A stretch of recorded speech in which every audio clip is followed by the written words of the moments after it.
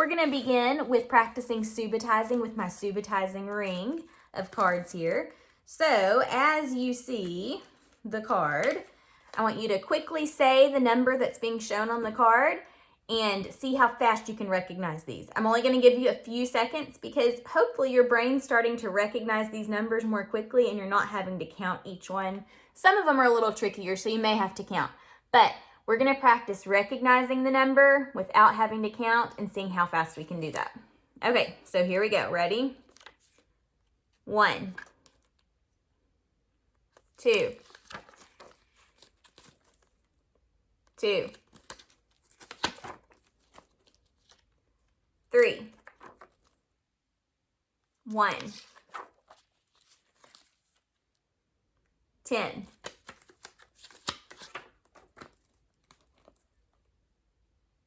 2,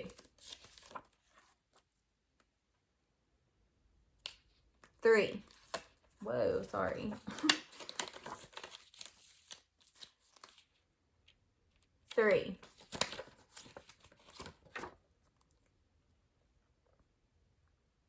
5. This is just like a set of tally marks. Remember, when you see 4 lines with a slash through the middle like this is representing 5. This is popsicle sticks, but it's the same way with tally marks. How many dots are on this one? 0. So this is representing 0. 0. 1, 2. Let's do a few more. 4. What's this showing? I see these two look exactly the same. They both show 3, and if you know your doubles, 3 plus 3 equals 6. So this is showing 6. Last one.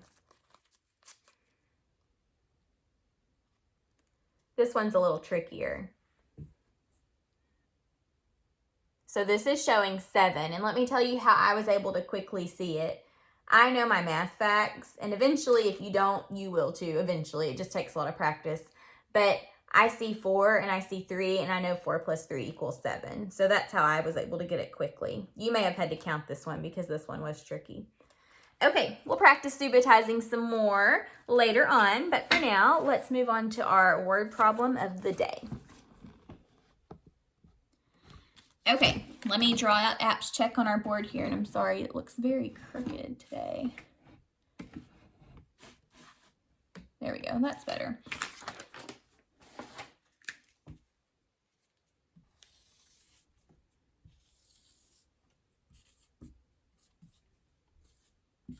Okay, here's our word problem. Let's read it together. Jerry saw 6 cows grazing in the field. 4 of the cows walked away. How many cows are still grazing in the field? Okay, so let's read back through that and listen for the question this time. Listen very carefully to what we're being asked to solve. Jerry saw 6 cows grazing in the field. 4 of the cows walked away. How many cows are still grazing in the field?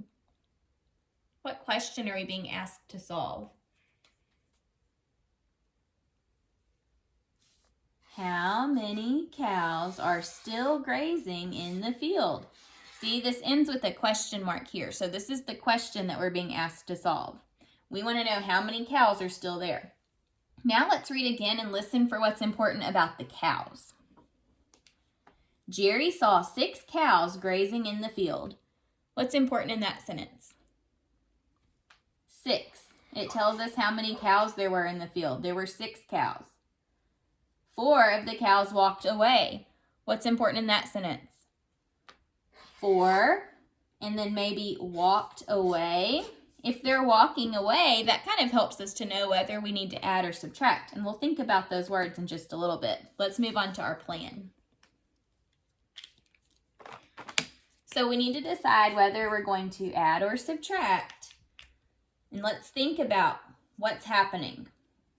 So there were 6 cows, and we know 4 of them walked away. So if they walked away, are we going to be adding or subtracting there? Think about it. There's 6 cows and then 4 walk away. If they go away, are we putting more cows or are we taking some away? We're taking some away. When we take away, we subtract. So we're going to be subtracting here. 6 minus 4 equals, we'll figure out how many cows are left once we solve this problem here. So 6 minus 4 we need to solve. If you have paper and pencil or something at home to help you work this problem, go ahead and press pause now and see if you can solve this problem on your own. Okay, let's try it out. I'm going to first try solving it using some cubes here. I need to represent my 6 cows first. So 1, 2, 3, 4, 5, 6. Okay, here are my 6 cows. Now 4 of them walk away. 1, 2, 3, 4. How many cows are left grazing in the field? 1, 2. So it looks like 6 minus 4 equals 2. But we're going to check it another way now. This time I'm going to check it drawing a picture. And I'm just going to do circles for my cows. So there were 6 cows. 1, 2, 3, 4, 5, 6. And then 4 of the cows walked away. So to show that they're going away, I'm just going to put an X. 1, 2, 3, 4. Okay, 4 walked away. How many are left? 1, 2. So again, 6 minus 4 equals 2. So we got the answer of 2 both times that we solved this problem. So we know 2 must be the correct answer. And we can answer the question as well now. How many cows are still grazing in the field? 2.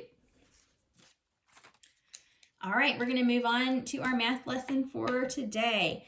This week in math, we are focusing on what's called measurable attributes. And the measurable attributes that we're going to talk about this week are length, capacity, and weight. And we'll talk about what each one of those things means each day. Today, we're going to focus on length and what that means. So let me erase the board here. Okay, so today we're going to talk all about length. And this is the word length. Okay? This is the word length. Do you know what length means? Length means how long something is from end to end. Okay? It's how long something is from end to end. So if I was going to measure the length of this group of cubes here, I would measure all the way from this end all the way to the very end. When we measure length, it can also be measured as height, like how tall something is, or the distance, how far it is from one point to another. So all of those things measure length, how long it is from end to end. When we measure length, we have to make sure that we're measuring from the end to the very, very end. So like if I was going to, let me use something besides cubes.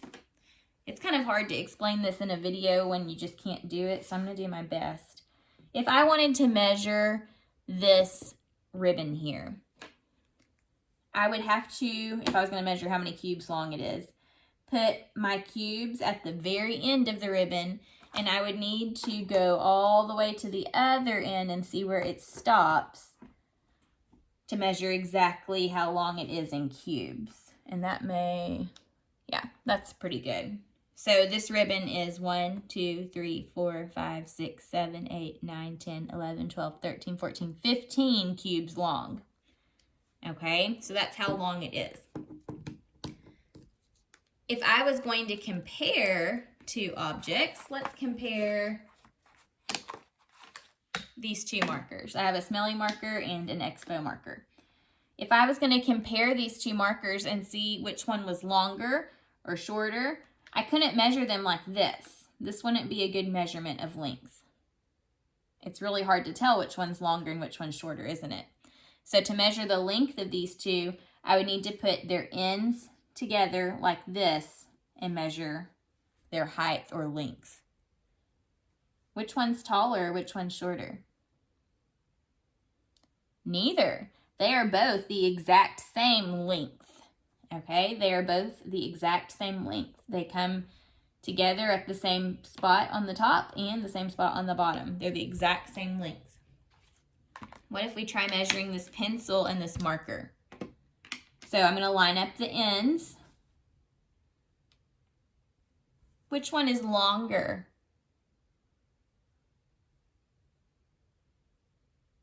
The one that's longer is the pen, right?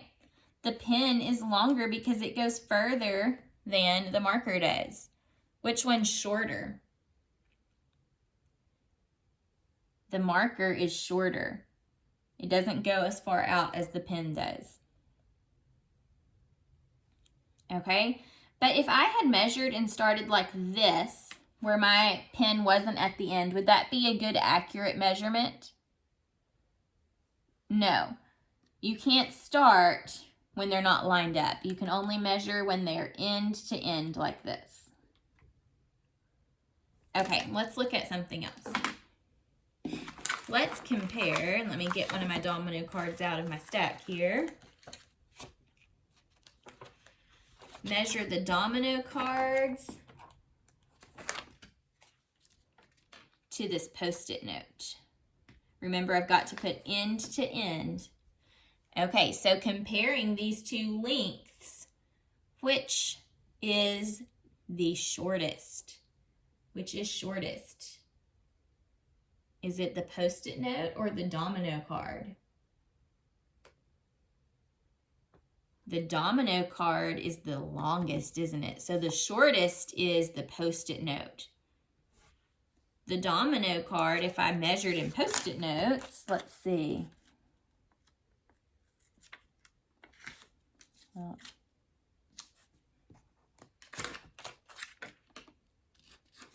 the domino card is 3 Post-it notes long. So if I had 3 Post-it notes compared to this domino card, then they would be equal in length. If I put another Post-it note card down, now which is longer, the Post-it notes or the domino card? Now the Post-it notes are longer because they go above the end of the domino card. And notice we started at the very same point for both that we were comparing. I can't put my domino card here and see how long it is or which one's longer, which one's shorter, because they don't start at the same end point. They have to start at the same end point whenever you compare lengths. Okay, let's try one more object here.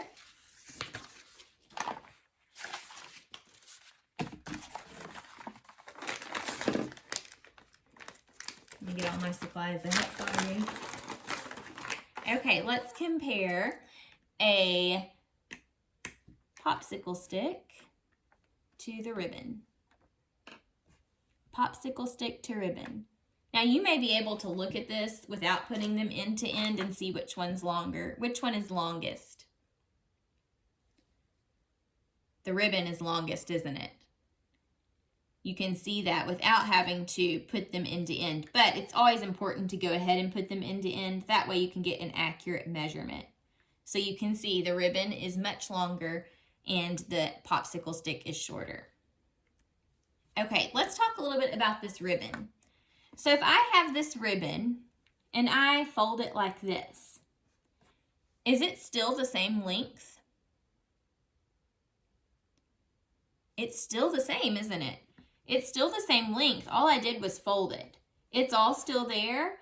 It's just folded a certain way, but it's still the same length. If I roll up the ribbon, is it still the same length?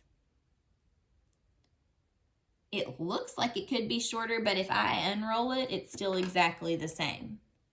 Now, what if I take these scissors here and I cut the ribbon? Now, is it the same length?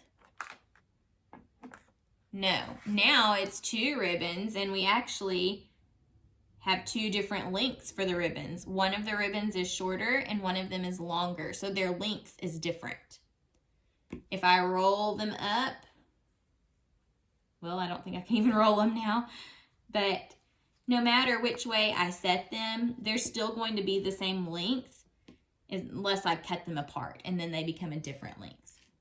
Okay, so remember, length is just how long an object is from endpoint to endpoint. And if you're comparing lengths, it's important to always start them at the same point and then compare. All right, tomorrow we're going to talk about what the word capacity means. I'll see you then. Bye.